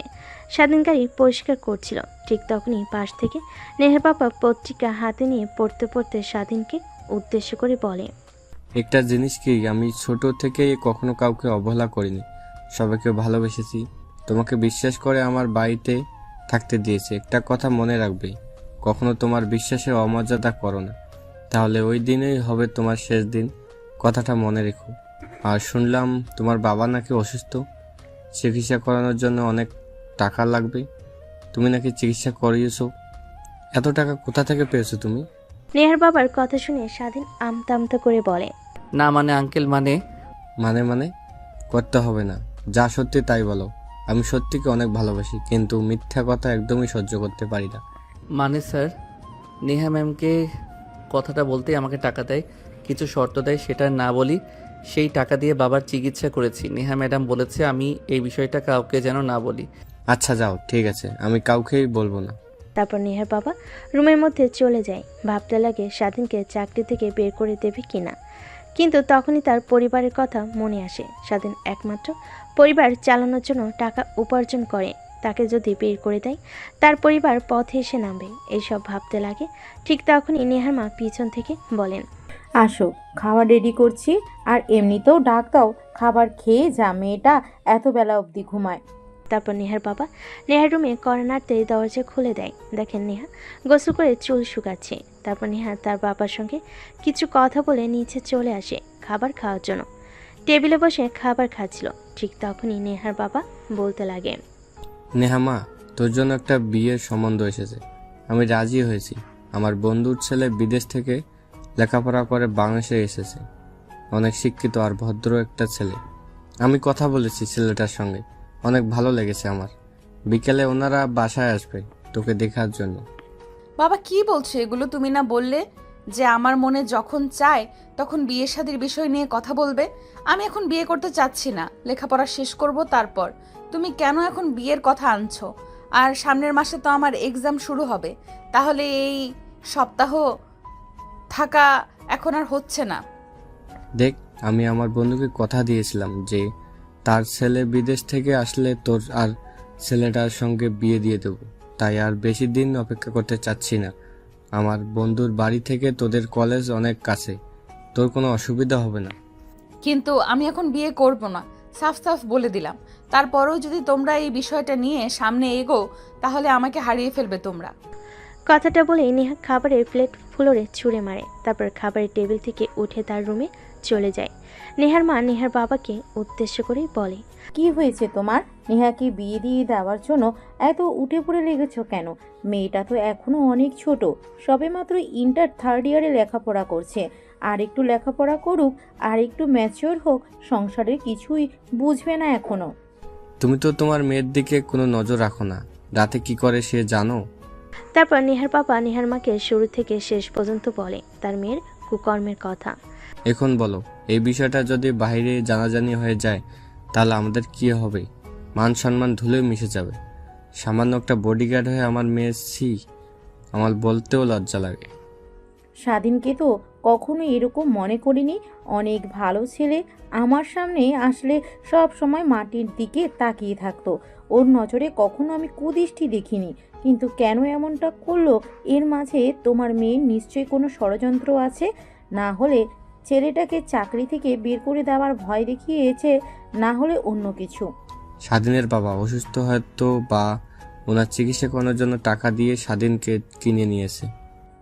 আমার মনে হয় কি ছেলেটাকে যদি বুঝিয়ে বলি তাহলে নিশ্চয়ই বুঝতে পারবে। রাতে তুমি একটাবার ওকে রুমে আসতে বলো আমাদের, তারপর ওকে বোঝালে ঠিকই বুঝতে পারবে। তাই করতে হবে, তারা ছাড়া দ্বিতীয় কোনো উপায় দেখছি না আমি। তারপর নেহা রেগে রুমে চলে যায়। পোশাক পরিবর্তন করে কাঁধে ব্যাগ নিয়ে কলেজে যাওয়ার জন্য বাইরে চলে আসে। স্বাধীনকে ফোন করতে স্বাধীন খাবার খাওয়া বাদ দিয়ে হাত ধুয়ে চলে আসে গাড়ির কাছে। দরজা খুলে দিতে নেহা ভিতরে প্রবেশ করে। স্বাধীন গাড়ি স্টার্ট দিয়ে কলেজের দিকে যেতে লাগে। কলেজে যাব না, কাজী অফিসের দিকে চল। ঠিক আছে, কিন্তু ম্যাম কাজী অফিসে যাবেন কেন? কারোর কি বিয়ে? হ্যাঁ, বিয়ে আমার আর তোর। হ্যাঁ, ভালো কি? কথাটা বলে স্বাধীন জোরে সোরে গাড়ি ব্যাক করে। নেহা তার হাত দিয়ে কপাল বাঁচিয়ে নেয়। স্বাধীন পিছনের দিকে তাকিয়ে বলে, ম্যাম কি বলছেন এসব? মাথা ঠিক আছে আপনার? আমি সামান্য একটা ছেলে আর আপনি মালিকের মেয়ে। এই সম্পর্কটা কখনো মানার নয়। আর আঙ্কেল আন্টি শুনতে পারলে অনেক কষ্ট পাবে তারা, প্লিজ না। আজ পর্যন্ত আমি যা চেয়েছি তাই পেয়েছি। তুই জানিস আমার বিয়ে ঠিক করেছে বাবা তার বন্ধুর ছেলের সঙ্গে। আমি তোকে ছাড়া অন্য কাউকে বিয়ে করতে পারবো না। তুই আমার প্রথম, তো তুই আমার শেষ। ম্যাম এখন আপনি আবেগের মধ্যে আছেন, যখন আবেগ ফুরিয়ে যাবে তখন আবার ঠিক হয়ে যাবেন। আমি বলি কি, এই বিষয়টা নিয়ে এখন না ভাবাই উচিত। চলেন বাসায় যাই, বাসায় গিয়ে আপনি রেস্ট নেন, তারপর না হয় ভেবে নিয়েন। ভাবা ভাবি শেষ। তোকে যা করতে বলেছি তাই করবি। কাজী অফিসে যাবি, আমাকে বিয়ে করবি। তোর কি মনে নেই আমি যে তোকে শর্ত দিয়েছিলাম আমার কথা তোর মানতে হবে? হালে হলে তোকে যা করতে বলি না কেন। কিন্তু ম্যাম বিয়ের মতো একটা পবিত্র সম্পর্ক নিয়ে এভাবে না খেলা উচিত না। এতে আপনার আর আমার দুজনের ক্ষতি হবে। লোক সমাজে আপনার বাবা মা মুখ দেখাতে পারবে না, আপনিও পারবেন না। আপনার বান্ধবীদের সামনে গিয়ে কি বলবেন আমার স্বামী একটা বডিগার্ড? এইটা নিয়ে তোকে একদমই ভাবতে হবে না। আমি সব বান্ধবীদেরকে ফোন করে কাজী অফিসে আসতে বলেছি, ওরা অপেক্ষা করছে। তাড়াতাড়ি চল। আর যদি আমাকে বিয়ে না করিস তুই, তাহলে তোর বাবা এখনো হসপিটালে ভর্তি আছে। আমি একটা কল করার সঙ্গে সঙ্গেই তোর বাবাকে বের করে দিবে হসপিটাল থেকে। তারপরে কি হবে তুই তো বুঝতেই পারছিস। না ম্যাডাম প্লিজ না, আপনি যা করতে বলবেন তাই করব, তাও আমার বাবার কোনো ক্ষতি করবেন না। কিছু করতে হবে না সোনা, এখন শুধু আমার সঙ্গে কাজী অফিসে যাবে আর আমাকে বিয়ে করবে, তাহলেই তোমার চলবে। তারপর নেহার এক প্রকার জোড়াজড়িতে স্বাধীন কাজী অফিসের সামনে চলে যায়। সেখানে আগে থেকে নেহার সব বান্ধবীরা অপেক্ষা করছিল। গাড়ি বের করতে নেহার সব বান্ধবীরা এগিয়ে আসে। কিরে, কি হয়েছে তোর? আচমকা ফোন করলি আর বললি কাজী অফিসে বিয়ে করব। কাকে বিয়ে করবি? কাউকেই তো দেখছি না। কেন? এই যে এটাই তোদের দুলা ভাই। স্বাধীনকে দেখে কথাগুলো বলে নেহা। নেহার বান্ধবীরা সবাই অবাক হয়ে নেহার দিকে বড় বড় দৃষ্টিতে তাকায়। কি শেষমেশ তুই বডিগার্ডকে বিয়ে করবি? হ্যাঁ করব, তাতে তোদের কোনো সমস্যা আছে? আমাকে থাকতে বলতে পারি। তোদেরকে যার জন্য ডেকেছি সেটা কর, আমার বিয়ের সাক্ষীদের ভেতরে। তারপর নেহা স্বাধীনের হাত ধরে কাজী অফিসের মধ্যে চলে যায়। নেহার বান্ধবীরা নেহার পিছন পিছন কাজী অফিসে প্রবেশ করে। তারপর বিয়ের কার্যক্রম শেষ করে স্বাধীনকে কবুল বলতে বলে কবুল বলে না। নেহা স্বাধীনের দিকে তাকাতেই কবুল বলে ফেলে। এভাবে বিয়ের কাজকর্ম শেষ হয়ে যায়। নেহার বান্ধবীরা বাহিরে দাঁড়ায়। তারপর নেহার বান্ধবী নেহাকে বলে, বিয়ে তো করলি, নে ঠিক আছে, এবার আমাদের ট্রিট দে। চল রেস্টুরেন্টে চল, তোদেরকে মন ভরে আজকে খাওয়াবো। তারপর এক এক করে সবাই গাড়িতে উঠে বসে। সাথীর সামনে বসতে গেলে নেহাকে পিছনে বসতে বলে নেহা গিয়ে সামনেই বসে পড়ে স্বাধীনের কাছে। তারপর সোজা রেস্টুরেন্টে চলে আসে। এক এক করে সবাই নেমে রেস্টুরেন্টের মধ্যে ঢুকে যায়। স্বাধীন গাড়িতে বসে থাকে। নেহা এটা দেখে রেগে স্বাধীনকে গাড়ির ভেতর থেকে কলার চেপে ধরে বের করে নিয়ে আসে। কিরে, তোকে ইশারা দিয়ে বললাম না আয়, তারপরেও তুই এখানে বসে আছিস কেন? আপনারা যান ম্যাডাম, আমি যে কি করব এর থেকে বাহিরে গাড়ির মধ্যে বসে অপেক্ষা করি। যান, আপনারা গিয়ে আনন্দ করেন। নেহা স্বাধীনের কথা শুনে অনেক রাগ হয়। ঠাস ঠাস করে দুইটা থাপ্পড় লাগিয়ে দিয়ে বলে, ভুলে যাস না এখন তুই আমার কিন্তু স্বামী। আগে ছিলি বডিগার্ড, কিন্তু এখন পুরোটাই ভিন্ন। সব সময় আমার সঙ্গে থাকবে। আর আজ থেকে ম্যাম একদমই বলবি না, নাম ধরে কিংবা বউ বলে রাখবি। আমি পারবো না আপনাকে নাম ধরে ডাকতে, ম্যাম বলে ডাকবো। তোর যা ইচ্ছা তাই বলে ডাকিস, এখন চল আমাদের সঙ্গে। তারপর নেহা স্বাধীনের এক হাত জড়িয়ে ধরে রেস্টুরেন্টের ভিতর প্রবেশ করে। নেহার বান্ধবীরা সবাই বসে খাবার অর্ডার দিয়ে ফেলে। তারপর সবাই একসঙ্গে খাবার খেয়ে অনেক আনন্দ করে। তারপর নেহার বান্ধবীরা নেহাকে বিদায় জানিয়ে চলে যায়। গাড়িতে উঠে পড়ে। স্বাধীন উঠে পড়ে, স্টার্ট দিয়ে বাড়ির দিকে যেতে যাবে। ঠিক তখনই নেহা বলে, চল তোর বাবাকে দেখতে যাব, এখনো তো হসপিটালে দেখে আসা হয়নি। আর কেউ বলে আসি আপনার ছেলে বিয়ে করেছে। যা হয়েছে আমাদের দুজনের মধ্যেই সীমাবদ্ধ থাক না, এটা বাহিরে জানানোর কোনো দরকার নেই। আর আমার বাবা মা জানতে পারলে অনেক কষ্ট পাবে। তারা তাদেরকে না জানিয়ে বিয়ে করেছি, আর আঙ্কেল আন্টি জানলে তো আমাকে জ্যান্ত পুঁতে রাখবে। তোকে কি বলেছে? আমি তোকে কি বলেছি মনে নেই? এই যে হাত ধরেছি, মরতে হলে একসঙ্গে মরবো, কখনোই এই হাত ছাড়ছি না। কথাটা বলে নেহা স্বাধীনের হাত ধরে আঙ্গুলের মধ্যে মুষ্টিবদ্ধ করে নেয়। তারপর স্বাধীন এক হাতে আলতো করে একটা চুম্বন দেয়। স্বাধীনে কেন জানি অনেক ভালো লাগা কাজ করে, কিন্তু তা প্রকাশ করে না। নেহার কাছ থেকে হাত ছাড়িয়ে গাড়ি স্টার্ট দিয়ে হাসপাতালের দিকে যেতে লাগে। অবশ্য দেখতে ইচ্ছে করছিল, ঠিক তখনই নেহা তার মনের কথা বলে ফেলে। একটু পর হাসপাতালে চলে আসে। নেহা বাড়ি থেকে কিছু ফ্রুটস কিনে নেয়। তারপর স্বাধীনের বাবার কেবিনে গিয়ে দেখেন স্বাধীনের মা আর বোন বসে তার বাবার সঙ্গে কথা বলছে। স্বাধীন গিয়ে পাশে বসে পড়ে নেহাকে একটা চেয়ারতে বসার জন্য। বাবা তুই এসেছিস? তোর কথা অনেক মনে পড়ছিল। আমার ফোন করব, কিন্তু তোর মা বলে ফোন বাসায় রেখে এসেছে। দেখো তুমি মনে করেছো আর আমি চলে এসেছি, এখন কেমন লাগছে? হ্যাঁ অনেক ভালো লাগছে। আমার ডাক্তার বলেছে কালকে আমাদের রিলিজ করে দিবে, বাসায় যেতে পারবো আর আমি আগের মতো হাঁটাচলা করতে পারবো। বাবা আমার চিকিৎসার জন্য তুই এত টাকা কোথা থেকে জোগাড় করলি? তোকে অনেক হার্ডওয়ার্ক করতে হয় তাই না? আরে না বাবা, এটা দেখছেন ম্যাডাম, তিনি আমাকে টাকা দিয়েছেন তোমার চিকিৎসা করানোর জন্য। আর অনেক ভালো, আমারে যেই বাসায় কাজ করি ওই বাসার মালকিনের মেয়ে। আর আপনার ছেলের বউ? কি? হ্যাঁ মা, আপনার ছেলে আমাকে বিয়ে করেছে আপনাদেরকে না জানিয়ে। এরকম কথা বলবে এখানে কখনো ভাবতেও পায়নি স্বাধীন। তারপর নেহাকে এক হাত ধরে কেবিনের বাইরে নিয়ে আসে। তারপর উচ্চস্বরে বলতে লাগে, আপনাকে কি বললাম শুনতে পাননি? বললাম না আমার মা বাবার সামনে গিয়ে কখনো এইসব কথা বলবেন না। ভুল হয়েছে, আপনার কাছ থেকে টাকা নিয়ে আমার বাবাকে চিকিৎসা করিও। এর থেকে আমার বাবা যদি মারা যেত ভালো হতো। আমার বাবা অপারেশন করেছে, হার্টের সমস্যা। যদি আবার কিছু হয় তাহলে আপনার খবর আছে। তুমি আমাকে এইভাবে কথা বলতে পারলে? তোমার স্ত্রীকে রেগে কথা বলতে পারলে? যাও, তোমার সঙ্গে আর কোনো কথা নেই আমার। তারপর নেহা স্বাধীনকে রাগ দেখিয়ে স্বাধীনের সামনে থেকে হসপিটালের বাইরে চলে আসে। স্বাধীন কেবিনে প্রবেশ করে স্বাধীনের মা আর তার বাবা তার দিকে অগ্নি দৃষ্টিতে তাকিয়ে থাকে। বিশ্বাস করো বাবা মা, উনি যা বলছেন একদমই মিথ্যা কথা। সব সময় ফান করে তো, তাই তোমাদের সঙ্গে দুষ্টামি করেছে। উনি আমার মালকিনের মেয়ে, উনি কখনো আমাকে বিয়ে করতে পারে? তাহলে মেয়েটাকে এইভাবে হাত ধরে বাহিরে নিয়ে গেলে কেন? আর কোথায় চলে গেলে? নাকি ভিতরে নিয়ে আয়? ধন্যবাদ বলতে হবে তো, বাবাকে এতগুলো টাকা চিকিৎসার জন্য দিয়েছে সে। অন্য আরেকদিন বলো, আমি বাসায় নিয়ে গেলে তখন। এখন যেতে হবে। ফোন করেছে আঙ্কেল, আর কালকে আমি এসে তোমাদেরকে নিয়ে বাসায় রেখে আসবো।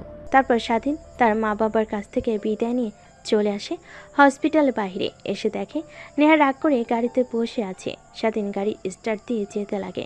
পিছন থেকে নেহা ভাবতে লাগে, এ কাকে বিয়ে করলাম? স্ত্রী রাগ ভাঙাতে পারে না। তারপর স্বাধীন গাড়ি চালাতে চালাতে বলতে লাগে, জানি না ম্যাম কিসের জন্য আমাকে বিয়ে করেছেন, কিন্তু কখনোই আমার কাছ থেকে স্বামীর অধিকার আশা করবেন না। হ্যাঁ, এটা আশা করতে পারেন আপনার শারীরিক চাহিদা পূরণ করতে পারবো, কিন্তু কখনো স্বামীর যে ভালোবাসা ওইটা কখনো আমার কাছ থেকে পাবেন না আপনি। কেন জানি স্বাধীনের বলা কথাগুলো নেহার বুকে তীরের মতো বেঁধে, কিন্তু স্বাধীনকে কিছু বলতে দেয় না। মন মরা হয়ে যায় স্বাধীনের কথা শুনে। একটু পর গাড়ি এসে ব্রেক করে বাড়ির সামনে। গাড়ি থেকে নেমে সোজা রুমে চলে যায়। দরজা লাগিয়ে দিয়ে কান্না করতে লাগে। জীবনে কখনো কাউকে ভালোবাসলাম না, এত ছেলে আমার পেছনে ঘুরলো, কখনো কাউকে পাত্তাও দিলাম না, শেষমেশ এমন একজনকে ভালোবাসলাম যে কিনা কখনো আমাকে মেনে নিতে পারবে না। মানবে কি করে? আমি তো তাকে সামান্য টাকা দিয়ে দেহের লালসা মিটিয়েছি। অনেক বাজে মেয়ে, আমাকে হিসেবে সে চেনে, কখনো স্ত্রী হিসেবে মানতে পারবে না। এইটা তো যে কোনো ছেলেই। কথাটা ভেবে নেহা কান্না করতে লাগে। অন্যদিকে নেহার মা মেয়েকে রেখে রুমে গিয়ে দরজা আটকে দিতে দেখে নেহার মা রুমের সামনে এসে দরজায় কড়া নাড়তে লাগে, কিন্তু নেহা দরজা খোলে না। এক পর্যায়ে নেহার মা অনেক ভয় পেয়ে যায়। তারপর নেহার বাবার কাছে গিয়ে বলে, নেহা এই যে শুনছো, নেহা রুমে এসে দরজা লাগিয়ে দিয়েছে। এত টাকাটাকি করছি কিন্তু দরজা খুলছে না। কি হয়েছে তুমি একটু আবার দেখো তো। বাবা কথাটা শুনে অনেক ভয় পেয়ে যায়। দৌড়ে নেহার রুমের সামনে চলে যায়, দরজা কড়া নাড়তে লাগে। ওই পাশ থেকে নেহা নিজেকে সামলে নিয়ে বলে, আমি একদম ঠিক আছি, তোমরা যাও, আমাকে একটু একা থাকতে দাও। তুমি একটা কাজ করো, স্বাধীনকে ফোন করে আসতে বলো। ও তো নেহার সঙ্গে সারাক্ষণ থাকে, কি হয়েছে ওর কাছ থেকে জানতে পারবে। স্বাধীন বাধ্য ছেলের মতো নেহার বাবার রুমে আসে। নেহার বাবা ও স্বাধীনের কাছে এসে বলে, দেখো বাবা, তোমাকে আমার ছেলের মতো মানে, তোমাকে চাকরি দিয়েছে। তোমার দুর্দশা দেখে আমার তোমার কথা শুনে এবং তোমাকে দেখে এখনো আমার অনেক ভালো লাগে। তুমি মনোযোগ দিয়ে কাজ করো। কি করি বলো? নেহার কি হয়েছে? রুমে এসে কান্না করছে কেন? স্যার, আপনাদেরকে সব কথা বলবো, প্লিজ আমাকে চাকরি থেকে বের করে দিবেন না, তাহলে আমার পরিবারের না খেতে পেয়ে মারা যাবে। আর আমি নেহা ম্যামের কাছ থেকে দূরে দূরে থাকবো, উনাকে ডিভোর্স দিয়ে দিব। স্বাধীনের কাছ থেকে এরকম কথা শুনে নেহার বাবা মা অবাক হয়ে যায়। তারপর স্বাধীন নেহার বাবা মাকে শুরু থেকে শেষ পর্যন্ত বলে তাদের বিয়ের বিষয়। নেহার বাবা মা দুজনে অবাক হয়ে যায়। তারপর স্বাধীন রুম থেকে চলে যায়। তারপর নেহার বাবা মা আর দুজনের মধ্যে কথা বলতে লাগে। তোমাকে বলেছিলাম না, তোমার মেয়ে নিশ্চয়ই স্বাধীনকে কোনো না কোনো চক করে ফেলেছে, না হলে ছেলেটা কখনোই এই কাজ করতো না। দেখেছো, আমার কথা সত্যি হলো। আর আমি বলি কি, তুমি ওদের সম্পর্কটা মেনে নাও, না হলে অনেক ভালো। আর আমাদের তো টাকা পয়সার কোনো অভাব নেই, একমাত্র মেয়ের সুখ মানে আমাদেরও সুখ, কি বলো। তারপর নেহার বাবা ভাবতে লাগে, নেহার মায়ের বলা কথাগুলো ঠিকই তো বলেছে, ছেলেটা অনেক ভালো, যতটুকু সে চেনে। তারপর সে রাজি হয়ে যায়। স্বাধীনকে ডেকে নিয়ে এসে, দেখো বাবা, তোমরা যা করছো একদম ঠিক করো নাই। তারপরেও আমি আর তোমার আন্টি তোমাদের সম্পর্কটা মেনে নিয়েছি। এখন তুমি আমার মেয়েকে কীভাবে রাগ ভাঙাবে আর আমার মেয়েকে নিয়ে সুখে থাকবে তুমি জানো না। তুমি জানো, হ্যাঁ, আরেকটি কথা, আমার মেয়েকে কখনো যেন দুধ খেয়ে থাকতে না দেখে, তাহলে তোমার কিন্তু খবর আছে। স্বাধীন কথাটা শুনে অবাক হয়ে যায়। মা বাবা সালাম করে নেহার মা বাবাকে সালাম করে। তারপর নেহার মা আর বাবার সঙ্গে কিছু কথা বলে নেহার রুমের সামনে চলে আসে। দরজায় কড়া নাড়তে লাগে, কিন্তু নেহা দরজা খোলে না। স্বাধীন নেহাকে ডাকতে লাগে, দরজা খুলে দিতে বলে, তুই এসেছিস কেন? আমি তো বাজে মেয়ে, আমি তো স্ত্রী হওয়ার যোগ্য না, অনেক খারাপ মেয়ে, তারপরও আবার আমাকে ডাকতে এসেছিস? যা এখান থেকে। নেহা আর কোনো কথা বলতে না দিয়ে নেহাকে সরিয়ে রুমের মধ্যে প্রবেশ করে। সেদিন দরজা আটকে দিয়ে নেহার দিকে বাঁকা দৃষ্টিতে তাকায়। এটা দেখে নেহা অবাক হয়ে যায়। স্বাধীনকে দেখে রেগে বলতে লাগে, দেখ, আমি কিন্তু চিৎকার দেব, বাবা মা কিন্তু নিচে বসে আছে, ওনারা যদি শুনতে পায় আর তোকে যদি দেখে আমার রুমে, তাহলে তোকে মেরে ফেলবে। তুই যা, রুম থেকে বের হ। ওনারাই তোমার কাছে পাঠিয়েছে আমাকে। মানে? নেহাকে আর কোনো কথা বলতে না দিয়ে স্বাধীন নেহাকে শক্ত করে জড়িয়ে ধরে তারপর ঠোঁটের সঙ্গে ঠোঁট লাগিয়ে চুষতে লাগে। প্রায় 5 মিনিট পর নেহাকে নিয়ে খাটের উপর পড়ে যায়। নেহা স্বাধীনের বুকের উপর থেকে মাথা তুলে বলে, ড্যাব ড্যাব করে তাকিয়ে থাকে।